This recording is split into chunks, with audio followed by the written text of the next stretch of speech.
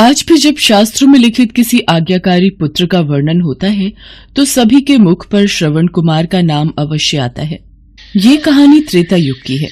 उस समय श्रवण कुमार नाम का एक बालक था। उसके माता पिता अंधे थे और उन्होंने श्रवण को कई मुसीबतों का सामना करते हुए पाला था। श्रवण कुमार बचपन से ही अपने माता पिता का बहुत आदर करता था। जैसे जैसे श्रवण बड़ा होता गया उसने घर की जिम्मेदारी अपने कंधों पर ले ली। वो रोजाना सुबह उठकर सबसे पहले अपने माता पिता को स्नान कराने के लिए तालाब से पानी भरकर लाता था। इसके बाद वो तुरंत जंगल की ओर लकड़ियां बिनने जाता। फिर लकड़ियां लाने के बाद श्रवण चूल्हा जलाकर माता पिता के लिए खाना बनाता था।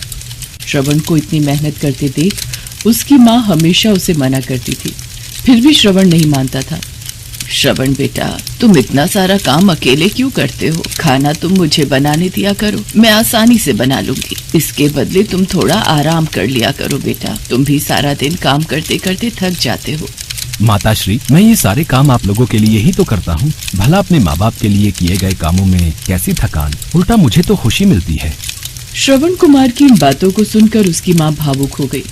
वो रोज भगवान से प्रार्थना करती, हे प्रभु, इतना ध्यान रखने वाला श्रवण जैसा बेटा हर माता पिता के घर पैदा हो। तुम सच कह रही हो। श्रवण जैसा बेटा पाकर हम माता पिता का जीवन सफल हो गया। श्रवण के माता पिता नियमित रूप से भगवान की आराधना करते थे। श्रवण उनके लिए फूल और पूजा की अन्य सामग्री लाता, फिर खुद भी बिना देर किए माता पिता के साथ पूजा में शामिल हो जाता था। श्रवण कुमार जल्दी से घर के कार्यों को खत्म करके बाहर काम पर निकल जाता था। एक दिन श्रवण अपने माता पिता के साथ बैठा था। तभी उन्होंने श्रवण से कहा, बेटा, तुमने हमारी हर ख्वाहिश पूरी की है। अब हमारी केवल एक ही इच्छा है जिसे हम पूरी करना चाहते हैं। माताश्री, ऐसी कौन सी इच्छा बाकी है जिसे आप पूरा करना चाहते हैं? आप केवल आदेश दें, मैं आपकी हर ख्वाहिश को पूरा करूंगा। श्रवण बेटा, अब हम बूढ़े हो चुके हैं और हम चाहते हैं कि मरने से पहले तीर्थ यात्रा के लिए जाएं। भगवान की शरण में जाकर हमें सुकून की प्राप्ति होगी। अपने माता पिता की बात सुनकर श्रवण कुमार सोचने लग गया कि वो उनकी इस इच्छा को कैसे पूरा करेगा। उसके पास कोई साधन भी नहीं था, साथ ही उसके माता पिता नेत्रहीन थे। ऐसे में उन्हें तीर्थ यात्रा कराना भला कैसे संभव हो? श्रवण बोला, पिताश्री, माताश्री, मैं आपसे वादा करता हूँ, मैं आपको तीर्थ यात्रा पर जरूर लेकर जाऊंगा। श्रवण कुमार उपाय सोचने लगा और उसे एक युक्ति सूझी। श्रवण कुमार 2 बड़ी टोकरी लेकर आया। उसने उन दोनों टोकरियों को एक मजबूत डंडे में मोटी रस्सी के सहारे लटकाकर एक बड़ी सी कांवड़ बना ली। फिर श्रवण कुमार ने उस कांवड़ में अपने माता पिता को बारी बारी से गोद में उठाकर बैठा दिया। उसके बाद कांवड़ को अपने कंधों पर लेकर उन्हें तीर्थ यात्रा पर लेकर निकल पड़ा। वो लगातार कुछ दिनों तक अपने माता पिता को एक के बाद एक सभी पवित्र स्थलों पर घुमाने लगा। इस दौरान श्रवण कुमार की ख्याति दूर दूर तक फैल गई कि वो अपने माता पिता को कांवड़ में बैठाकर तीर्थ यात्रा पर निकला है। मैं आपसे नाव में बैठने का मूल्य नहीं ले सकता। आप तो बहुत ही पवित्र आत्मा हैं। मुझे आपके बारे में पता है, आप श्रवण कुमार हैं। पर आप कुछ तो ले लीजिए। एक काम करता हूँ माँ, वो हमारे पास थोड़ा सत्तू था, लाओ वो इन्हें दे देता हूँ। भैया जी, ये सत्तू आपको राह में काम आएगा। आपके चरणों की धूल मेरी नाव में पड़ गई, मेरे लिए वो किसी धनराशि से कम नहीं। अब मुझे आज्ञा दीजिए और यहाँ से अयोध्या नगरी की शुरुआत होती है। यहाँ के राजा दशरथ बहुत ही दयालु हैं। उन्होंने तीर्थ यात्रियों के लिए जगह जगह कुटिया बनाकर विश्राम की व्यवस्था की है। आप चलते चलते थक चुके होंगे, आप कुटिया में अपने माता पिता के साथ विश्राम कर सकते हैं। राजा दशरथ के राज्य में प्रजा बहुत सुखी है। यहाँ आपको किसी भी बात की कमी नहीं होगी। राजा दशरथ की ख्याति तो दूर दूर तक फैली सुनी थी। आज अयोध्या नगरी में हमारे चरण पड़ गए। चलिए पिताश्री, माताश्री, वो सामने विश्राम के लिए कुटिया नजर आ रही है, हम वहीं चलते हैं। श्रवण कुमार अपने माता पिता को अयोध्या नगरी के पास बनी कुटिया में विश्राम करने के लिए कहता है। बेटा, हम देख नहीं सकते, लेकिन कभी भी हमें इस बात का दुख नहीं हुआ। तुम हमारे लिए हमारी आंखें हो। तुमने हमें जिस तरह सारे पवित्र स्थानों की कथा सुनाकर उनके दर्शन कराए हैं, ऐसा लगता है जैसे कि हमने सच में प्रभु के दर्शन अपनी आंखों से कर लिए हों। श्रवण बेटा, बहुत प्यास लगी है, तुम जाकर पीने के लिए थोड़ा जल ले आओ। ठीक है माताश्री, मैं अभी जल लेकर आता हूँ। श्रवण जल लेने के लिए हाथ में लोटा लेकर नदी की ओर जाता है। उधर राजा दशरथ शिकार पर निकले थे। वो हिरन के पीछे पीछे अपना घोड़ा दौड़ा रहे थे। हिरन उनकी आंखों से ओझल हो रहा था। नदी पर श्रवण कुमार अपने लोटे को धोकर जल भरकर अपने हाथ मुंह धोने लगा। पानी में हलचल की आवाज सुनकर राजा दशरथ को लगा कि कोई जानवर पानी पीने आया है। उन्होंने बिना देखे केवल ध्वनि सुनकर ही अपना तीर चला दिया। राजा दशरथ को शब्द भेदी बाण चलाने की विद्या का ज्ञान था। दुर्भाग्य से वो तीर श्रवण कुमार की छाती में लग गया। तीर लगते ही श्रवण चीख पड़ा। माताश्री, पिताश्री, मैंने क्या पाप किया था? मैंने किसी को क्या हानि पहुंचाई थी जो ये तीर मेरे हृदय को लग गया? हे ईश्वर, ये मेरे से क्या अनर्थ हो गया? मैंने पशु की भूल में किसी मनुष्य पर निशाना लगा दिया। राजा दशरथ श्रवण कुमार के पास पहुंचते हैं। मैंने ये क्या पाप कर दिया? मुझसे बहुत बड़ी भूल हो गई, मुझे माफ कर दीजिए। मुझे बिल्कुल नहीं पता था कि यहाँ कोई मनुष्य होगा। मैंने तो पशु समझकर अपना तीर चलाया था। मैं इस गलती का पश्चाताप करने के लिए क्या करूं कि तुम मुझे माफ कर दो। आप कौन हैं? मैंने आपको पहचाना नहीं। मैं अयोध्या का राजा दशरथ हूँ। युवक, मुझे क्षमा कर दो। राजा दशरथ, श्रवण कुमार का प्रणाम स्वीकार कीजिए। मेरे अंतिम क्षणों में बस मुझ पर इतनी कृपा कीजिए। यहाँ से थोड़ी दूर मेरे माता पिता एक कुटिया में बैठे हैं। उन्हें बहुत प्यास लगी है। आप उन तक ये जल पहुंचा दीजिए और मेरे बारे में उन्हें कुछ भी मत बताना। मैं अपने माता पिता को तीर्थ यात्रा पर लेकर निकला था, पर उनकी अंतिम इच्छा मैं पूरी न कर सका। हो सके तो मेरे माता पिता को किसी कुटिया में रहने का स्थान दे देना। उनका मेरे सिवा इस दुनिया में कोई नहीं है। इतना कहते कहते श्रवण कुमार की सांसें रुक गईं। श्रवण कुमार के देहांत से राजा दशरथ सुन्न पड़ गए। उधर श्रवण कुमार के व्याकुल माता पिता उसकी प्रतीक्षा कर रहे थे। अभी तक श्रवण जल लेकर नहीं आया, बहुत देर हो गई है। पता नहीं, मेरा तो मन बहुत घबरा रहा है। ना जाने कैसे कैसे बुरे विचार आ रहे हैं। किसी तरह राजा दशरथ श्रवण कुमार के बताए अनुसार जल लेकर उसके माता पिता के पास पहुंचे। वो राजा दशरथ की आहट को पहचान गए। कौन है? तुम कौन हो और हमारे श्रवण को क्या हुआ? वो क्यों नहीं आया? राजा दशरथ उनके सवालों का जवाब नहीं दे पाए। उन्होंने चुपचाप पानी उनकी तरफ बढ़ा दिया। तभी श्रवण की मां ने चिंतित स्वर में जोर से कहा, तुम कौन हो और मेरा बेटा कहाँ है? ये बताते क्यों नहीं हो? मुझे क्षमा कर दीजिए, मैं आपका अपराधी हूँ। मैं अयोध्या नरेश दशरथ हूँ। राजा दशरथ, आप हमारे अपराधी किस तरह से हुए? शिकार करने के लिए मैंने जो तीर चलाया था, वो तीर आपके बेटे श्रवण को चला लगा। उसने मुझे आप लोगों के बारे में बताया, इसलिए मैं यहाँ जल लेकर चला आया। कृपा करके ये जल पी लीजिए। हम प्यासे ही मर जाएंगे, पर तुझ पापी हत्यारे के हाथों से जल नहीं पी सकते। तुमने हमारे इकलौते बेटे को एक पशु की भांति अपना निशाना बना लिया। मेरा बेटा श्रवण, मेरा लाल। राजा दशरथ, हम तुम्हें दंड तो नहीं दे सकते, पर मैं तुझे श्राप देता हूँ कि जिस तरह आज पुत्र वियोग में तड़प तड़प कर हम अपनी जान दे रहे हैं, उसी प्रकार एक दिन तू भी हमारी तरह पुत्र वियोग में तड़पेगा। नहीं नहीं। और फिर उसी क्षण श्रवण कुमार के माता पिता के प्राण पखेरु उड़ गए। श्रवण कुमार के माता पिता के श्राप के परिणाम स्वरूप ही राजा दशरथ को अपने पुत्र राम से दूर रहना पड़ा था। राजा दशरथ के इस श्राप को पूरा करने के लिए ही भगवान राम को 14 वर्षों का वनवास हुआ, जिसका माध्यम राजा दशरथ की पत्नी कैकेयी बनी।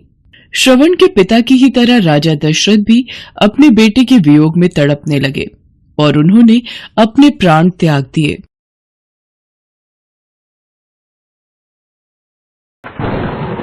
महेश और उसका परिवार बहुत गरीबी में दिन गुजार रहा था। महेश के परिवार में पत्नी शोभा और 2 बच्चे कुमुद और विवेक थे। क्या हुआ जी, कोई काम मिला? बच्चे बार बार कुछ खाने को मांग रहे हैं। क्या करूं शोभा, बहुत कोशिश करता हूं कहीं कोई काम मिल जाए, पर कोई काम भी नहीं देता। उधार मांगो तो अब बनिया भी मना करने लगा है। आप चिंता मत करो, भगवान पर विश्वास रखो, वो हमारी जरूर सुनेंगे। जैसे तैसे शोभा थोड़ा बहुत भात बनाकर महेश और बच्चों को खिला देती है। हे ईश्वर, क्या करूं? अब आप ही कोई रास्ता दिखाओ। इस गरीबी में मेरे बच्चों को भूखा सोता देख मेरी आत्मा छलनी होती है। अगले दिन जब शोभा सुबह उठती है तभी, बेटी, कुछ भिक्षा मिलेगी? द्वार पर आए इस साधु को, अरे, सुबह सुबह द्वार पर ये साधु महात्मा कुछ मांग रहे हैं। इन्हें ऐसे खाली हाथ भी नहीं भेज सकती। रुकिए बाबा, ये कुछ भुने हुए चने रखे हैं, आप ये ले लीजिए। मुझे क्षमा करना बाबा, और कुछ भी नहीं है घर में खाने का। कोई बात नहीं बेटी, मन से किया गया कुछ भी दान अच्छा फल ही देता है। बाबा, पता नहीं फिर भी हमारा भाग्य क्यों नहीं बदलता। गरीबी की वजह से बच्चों को कब तक भूखा देख सकते हैं। अब बहुत मन दुखता है बाबा। बेटी, अपने कर्म अच्छे करते जाओ तो ईश्वर भी सारे दुख दूर कर देते हैं। तुझे बस लगन और भक्ति से भगवान शंकर के आने वाले ये सावन के सोमवार व्रत रखने हैं और अपने पति को कावड़ यात्रा के लिए बोलना है। जैसे ही तू सावन के सोमवार व्रत पूरे करेगी और पति के हाथों शिवलिंग पर कावड़ का जल चढ़ेगा, देखना तेरे सारे दुख के दिन दूर हो जाएंगे। भगवान भोलेनाथ सबकी मुरादें पूरी करते हैं। उनका नाम ले और कर दे ये दोनों काम पूरे। पर बाबा, कांवड़ के जल लाने के लिए तो पैसों की भी जरूरत होगी, वो सब कैसे होगा? जब भगवान शिव मार्ग दिखाते हैं तो मंजिल तक भी वही पहुंचाते हैं बेटी। साधु महात्मा के जाने के बाद शोभा महेश से कांवड़ यात्रा के बारे में बोलती है। ठीक है शोभा, अगर कल कोई काम करके पैसे मिले तो मैं कावड़ का जल लेने हरिद्वार जरूर जाऊंगा।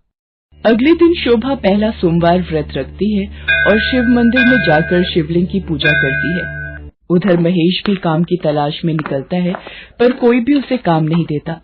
तभी, ओ भैया, अरे जरा ये गमले मेरी गाड़ी में रखवा दोगे? कुछ मजदूरी दे दूंगा। जी जी, मैं अभी रखवा देता हूँ साहब। महेश सारे गमले गाड़ी में रखवा देता है। ये गमले मैंने रख दिए हैं साहब जी। अरे वाह, अरे बड़ी जल्दी काम कर दिया तूने तो। ये ले 300 रुपए तेरी मजदूरी के, ठीक है ना? और ये 200 रुपए वक्त से पहले बढ़िया काम करने के लिए। चल जा। अब तो मैं कावड़ लेके हरिद्वार भी जा पाऊंगा और कुछ पैसे घर पर भी काम आ जाएंगे। क्या तुम कावड़ लेने हरिद्वार जा रहे हो? जी साहब जी, कल ही जा रहा हूँ। मेरा भी एक काम कर देना। ये कुछ पैसे लो, गंगा मैया में मेरी तरफ से पूजा का सामान खरीद कर पूजा कर देना, ठीक है ना? ठीक है भैया जी, मैं चढ़ा दूंगा। महेश खुशी खुशी घर की ओर चला जाता है। ये सब देखकर शोभा भी बहुत खुश होती है। वो भगवान भोलेनाथ को धन्यवाद करती है। अगले दिन महेश कांवड़ यात्रा के लिए निकलता है। बहुत से कांवड़िए पैदल यात्रा करते हुए जय बम भोले की जय जयकार लगाते हुए चल रहे थे। महेश भी उनके साथ साथ जय बम भोले कहता हुआ चलता रहता है। हरिद्वार पहुंचकर वो गंगा जल भरता है। जय गंगा मैया की। ये उन साहब जी की तरफ से भी पूजा कर लेता हूँ। जय बम भोले, जय गंगा मैया की जय। महेश कांवड़ में गंगा जल भरकर वापसी करता है। जय शिव शंकर, जय नीलकंठ, जय डमरू वाले, जय बाबा भोलेनाथ। तभी तेज बारिश होने लगती है। महेश नंगे पैर था, फिर भी वो भगवान शिव का नाम लेते हुए चलता जा रहा था। तभी एक बुजुर्ग व्यक्ति एक बैलगाड़ी के पास खड़ा महेश को आवाज लगाता है। बेटा, जरा मेरी मदद कर दो। मेरी बैलगाड़ी का पहिया इस गड्ढे में फंस गया है। क्या इसे बाहर निकालने में मेरी मदद करोगे? क्या करूं? एक काम करता हूँ, ये कावड़ उस पेड़ की टहनी पर टांग देता हूँ। रुको बाबा, मैं ये कावड़ पेड़ पर टांग दूं, फिर आपकी मदद करता हूँ, ठीक है? महेश कांवड़ को पेड़ पर टांगकर उस बुजुर्ग व्यक्ति की मदद करता है। थोड़ी देर परिश्रम से वो धक्का लगाता है और बैलगाड़ी का पहिया गड्ढे से बाहर आ जाता है। ये लीजिए बाबा, पहिया गड्ढे से बाहर आ गया। अब आप आराम से बैलगाड़ी पर बैठ जाओ। बहुत बहुत शुक्रिया बेटा। बड़ी देर से परेशान था कि कोई नजर आ जाए तो मदद मांगू। तुमने मुझ बूढ़े की मुसीबत में मदद की। भगवान तुम्हारे सारे दुख दूर करे। अच्छा बेटा, अब तुमने मेरी मदद की है। ये इस थैले में कुछ नारियल है, ये मेरी तरफ से भेंट रखो। शुक्रिया बाबा इस भेंट के लिए। आप भी ध्यान से जाना बाबा। ठीक है बेटा, जुग जुग जियो। महेश फिर अपने रास्ते पर चल पड़ता है। वो कांवड़ का जल लेकर शिव मंदिर पहुंचता है और शिवलिंग पर जल चढ़ाता है। शोभा और बच्चे भी मिलकर महेश के साथ शिवलिंग की पूजा करते हैं। पूजा करके महेश जब घर आता है। शोभा, ये प्रसाद उन साहब जी को देकर आता हूँ जिन्होंने उस दिन मुझे काम दिया था। महेश बाजार की ओर जाता है। अरे भैया, यहाँ एक गमलों की दुकान थी ना, एक मालिक साहब यहाँ बैठते हैं। अरे यहाँ तो कोई गमलों की दुकान नहीं है भैया, मैं तो रोज इसी रास्ते से गुजरता हूँ। महेश आसपास सबसे पूछता है पर सब मना कर देते हैं। तभी, भैया मुझे ये प्रसाद दे दो ना। हाँ हाँ बेटा, ये लो, खाओ। पता नहीं ये सब क्या हो रहा है, वो दुकान और मालिक कहाँ गए। चलो, ये प्रसाद इस बच्चे ने खा लिया, एक ही बात है। महेश घर आता है और शोभा को सारी बात बताता है। कोई बात नहीं जी, ये सब भोलेनाथ की कृपा थी कि उस वक्त वो साहिब आपकी मदद के लिए आए थे, और देखो प्रसाद एक बच्चे ने खा लिया, ये भी अच्छा हुआ। वैसे ये इस थैले में क्या है जी? अरे ये भेंट तो मैं तुम्हें बताना ही भूल गया। रास्ते में एक बुजुर्ग व्यक्ति की बैलगाड़ी का पहिया गड्ढे में फंस गया था, मैंने उनकी सहायता की तो उन्होंने ये नारियल भेंट में दिए। ये तोड़ लेते हैं, कुमुद और विवेक भी खा लेंगे, है ना? महेश जैसे ही नारियल तोड़ता है उसमें से सोने के सिक्के निकलते हैं। वो सारे नारियल तोड़ता जाता है और सोने के सिक्कों का ढेर लग जाता है। शोभा, ये सब क्या हो रहा है? नारियल में से ये सोने के सिक्के, अरे ये कैसा चमत्कार है? सुनो जी, मुझे सब समझ में आ गया। ये सब भगवान शंकर की अद्भुत लीला है। वो अपने भक्तों की पुकार सुनकर जरूर मदद करते हैं। उन साधु महात्मा ने सही कहा था, सावन के सोमवार व्रत और कांवड़ यात्रा का मीठा फल हमें अवश्य प्राप्त होगा। जय भोलेनाथ, आपकी सदा ही जय हो। माँ, अब हम भूखे पेट नहीं सोएंगे, मुझे रात को भूख लगती है माँ। हाँ माँ, अब आप खीर पूरी बनाओगी ना हमारे लिए? बच्चों की कोमल और मासूम बातें सुनकर महेश और शोभा की आंखों में आंसू आ जाते हैं। वो भगवान शिव को हाथ जोड़कर धन्यवाद करते हैं। शोभा को यकीन हो जाता है कि साधु महात्मा भी भगवान के भेजे हुए कोई दूत थे। भगवान शिव की पूजा और भक्ति करते हुए महेश अनाज की दुकान खोलता है। धीरे धीरे उसके सारे दुख दूर हो जाते हैं। एक गरीब की कांवड़ यात्रा का मीठा फल अब महेश और उसके परिवार को प्राप्त हो चुका था।